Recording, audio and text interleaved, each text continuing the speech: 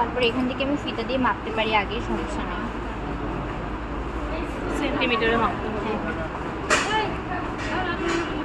মাঝখানে ইয়া পর্যন্ত এইভাবে না? ঠিকই তো আছে। হ্যাঁ।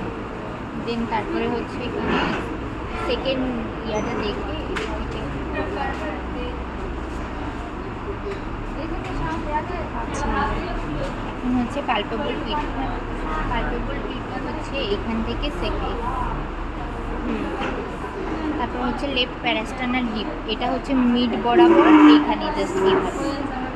হ্যাঁ, এখন হচ্ছে থ্রিল। থ্রিল দেখার সাথে সাথে আমাকে ক্যারোটিডটা হাত রাখতে হবে। আর থ্রিলটা আমি দেখবো হচ্ছে হাতের এই সারফেসটাতে। এটা হচ্ছে মাইটাল এরিয়া, এটা হচ্ছে ট্রাইকাসপিড এরিয়া, এটা হচ্ছে পালমোনারি এরিয়া, আর এটা হচ্ছে অ্যাওরটিক এরিয়া। এখন হচ্ছে আমি হার্ট সাউন্ডগুলো দেখবো।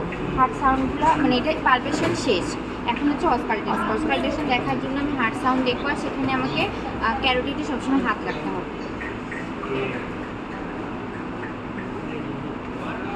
মানে থ্রিল থেকেই আমাকে ক্যারোটিডে হাত রাখতে হবে।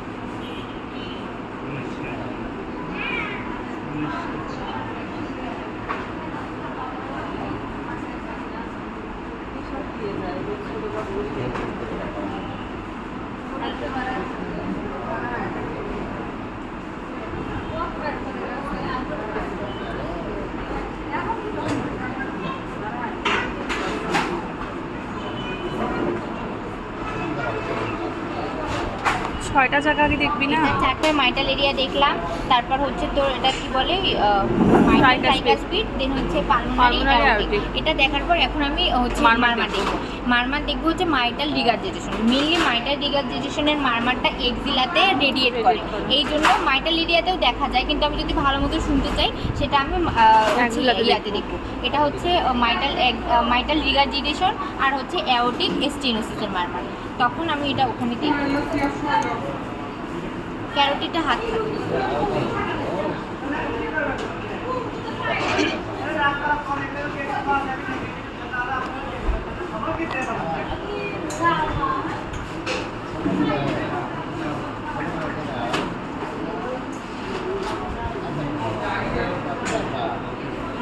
এটা দেখার সময় ক্যারোটিড থেকে হাত সরানো যাবে না।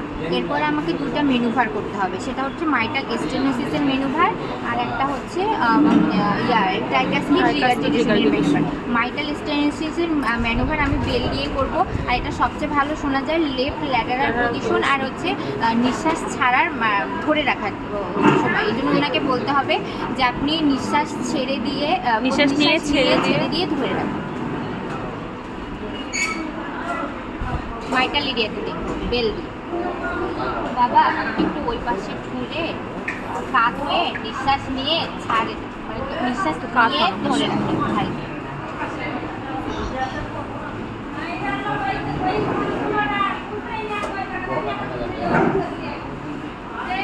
ঠিক আছে, মানে ওটা বুঝে নিব। হ্যাঁ, সমস্যা নেই। তারপর এখন উঠে বসে ছেড়ে ধরে রাখুন। নিঃশ্বাস নিয়ে ছেড়ে ধরে রাখুন।